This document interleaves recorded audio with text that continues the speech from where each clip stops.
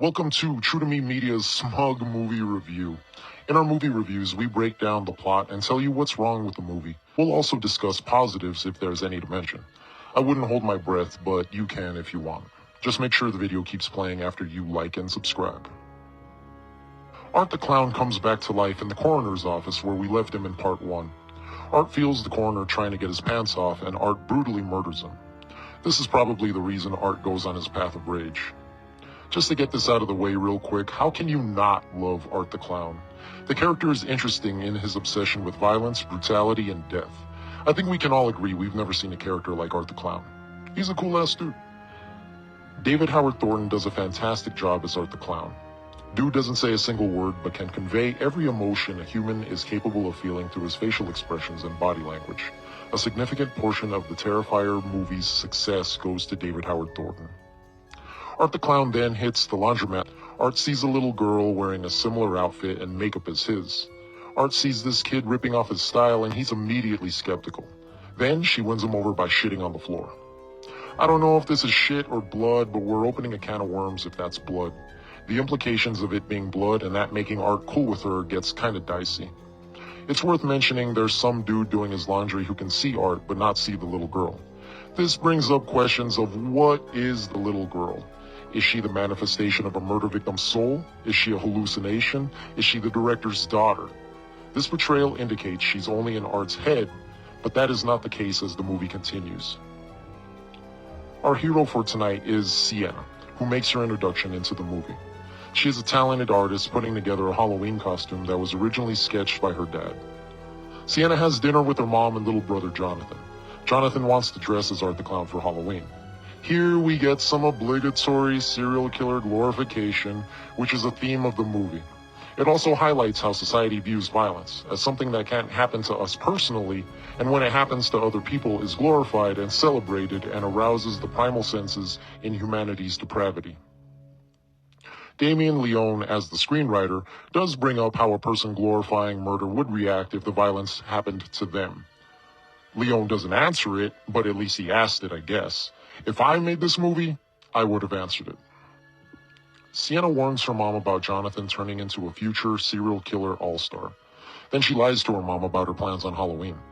Chekhov's sword is introduced as Sienna works on her costume.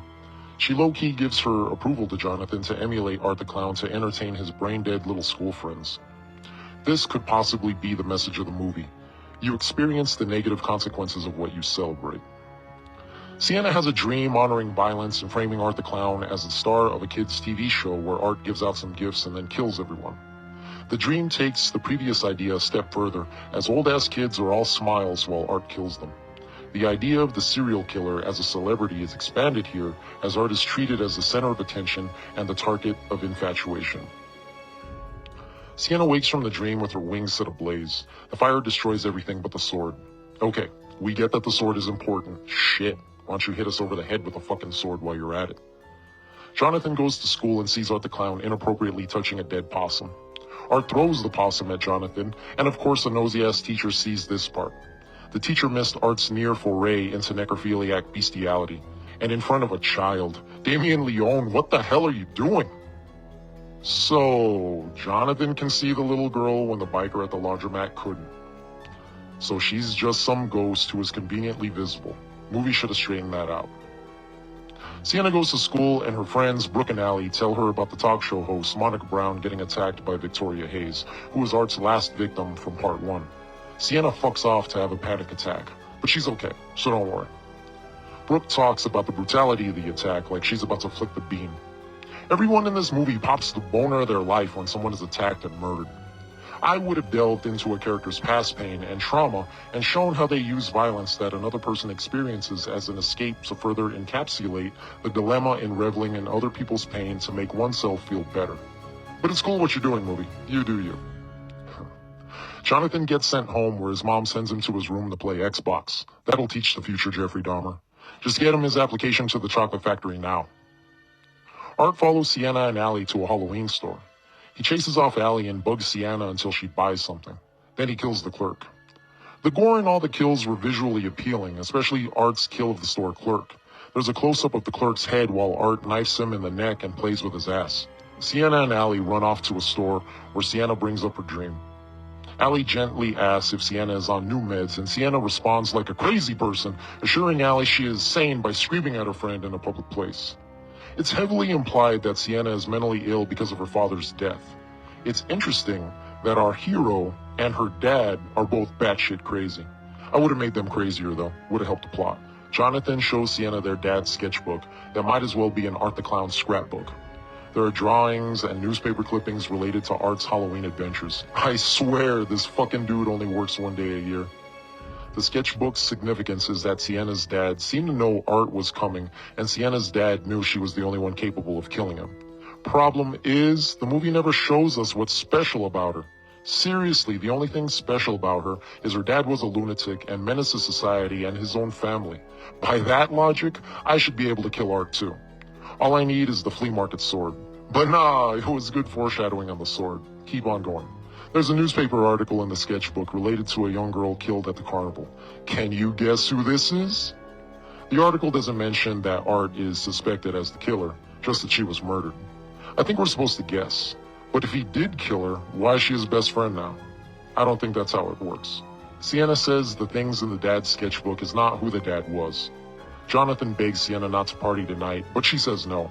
After the day she had, the only cure is to get fucked up. Allie hands out candy to kids and Art shows up because how else is the guy going to get food? Just give the guy candy and he might spare you. Instead, Allie chooses this hill to die on and says no candy for grown-ups. Listen, if an adult shows up wanting candy on Halloween, just give it to him. Only unstable adults trick-or-treat. Art kills Allie, predictably so. There is some gruesome shit here. All the murder scenes should be applauded for their gore, special effects, and creativity above all. But next time, if you want it done even better, you should call me. I would add Hitchcockian elements that would blow your fucking mind. Sienna comes downstairs to tell her mom she's going to the party and not to wait up. Her mom low-key tells her she looks like a whore and not to get too fucked up. Fuck you, Mom. It's Halloween. Where's your slutty costume? Sienna goes to the party with Brooke and her boyfriend, Jeff. Jeff shows up with a shirt with an unfortunate foreshadowing. Imagine if what was written on your shirt would happen to your dick. You'd fucking think twice about wearing shirts with dumb slogans. Brooke proves what a piece of shit she is by drugging Sienna without her knowledge. What is it with your friends and drugs? When you ask your friends for drugs, they don't want to share. And when you don't want to do drugs, they drug you without you knowing. Next time, use reverse psychology on your friends when it comes to drugs. And boom, everyone's happy. Jonathan sits in his room playing with his sword. Mom comes by and tries to be friendly, but Jonathan is mad that he can't play with his friends since he's been grounded for violating a rodent on school grounds. Jonathan busts out his dad's sketchbook for the mom and she gets pissed, reminding Jonathan the dad was sick and wasn't himself when he drew all that weird shit. Jonathan calls his mom a bitch and she bitch slaps him into the night. Sienna spills her guts to Brooke, the friend who put Molly in her drink. Sienna says she is nothing like the character her dad created for her.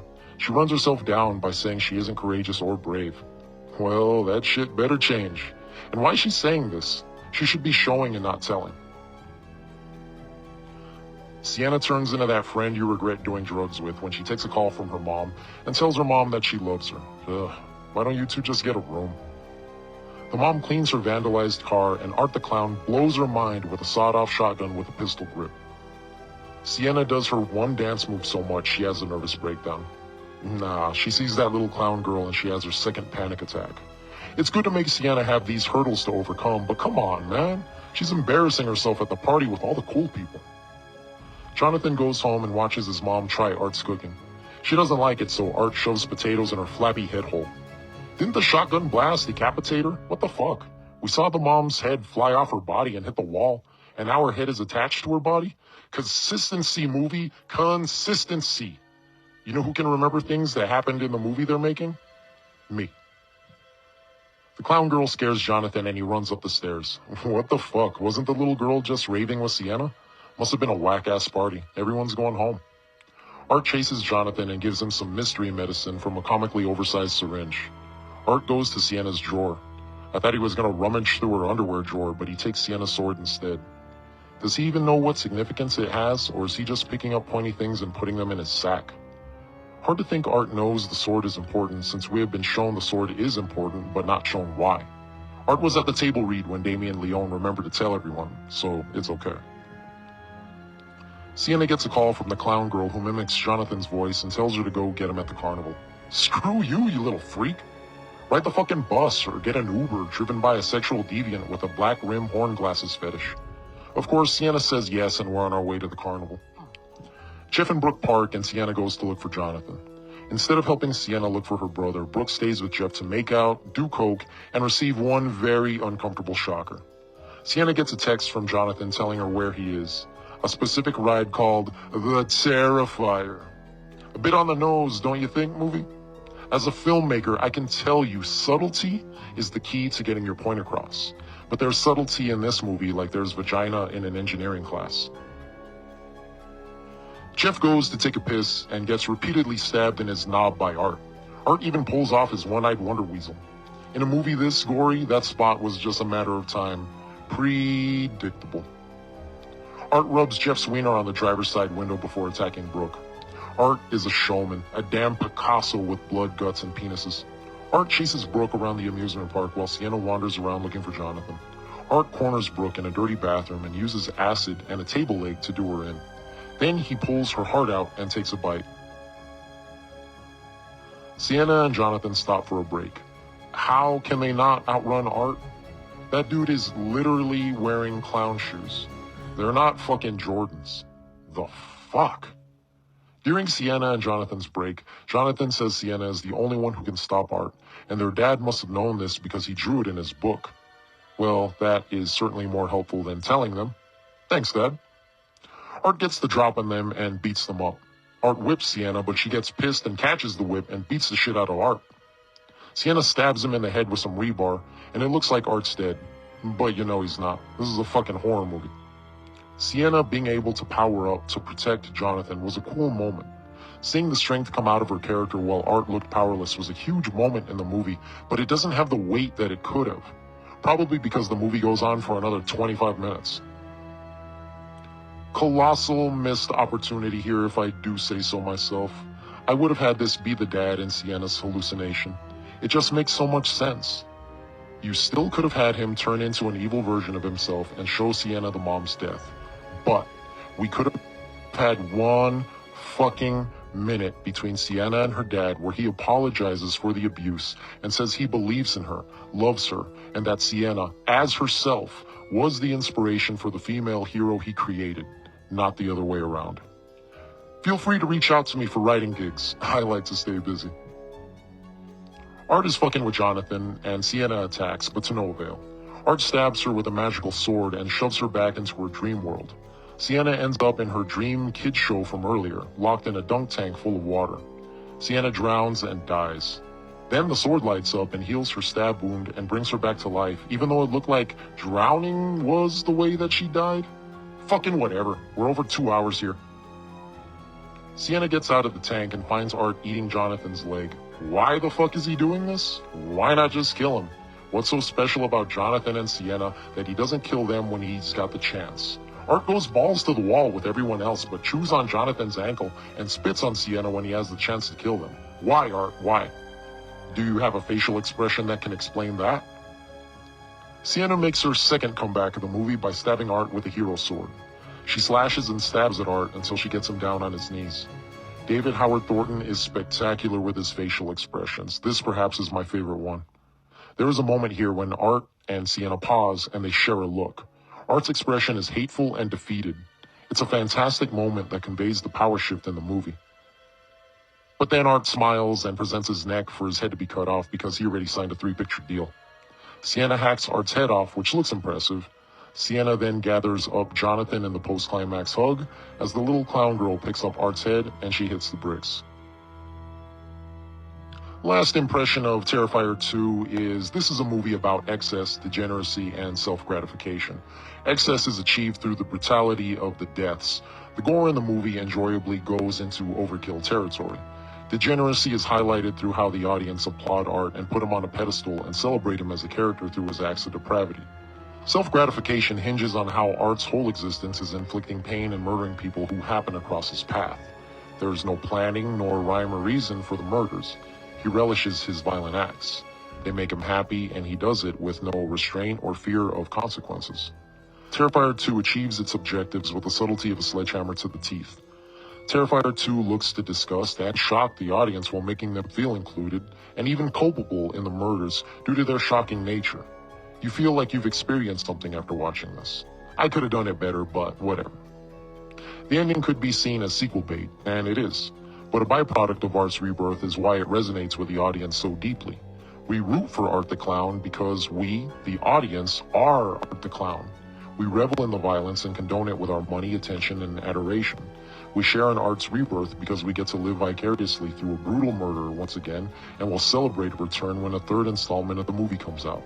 I'm there with you folks. I get something out of watching horror movies too. People love the feeling of being scared and of being an accessory to a murder with none of the consequences. And we all want to do shit and get away with it. The consensus True to Me media rating for Terrifier 2 is a 4 out of 5. This movie falls just short of being an excellent slasher because of its reliance on all too familiar horror movie cliches, an underdeveloped hero, and not tying up loose ends. However, Terrifier 2 is gory fucking fun. This movie accomplishes what it sets out to do. It disgusts you and it entertains you.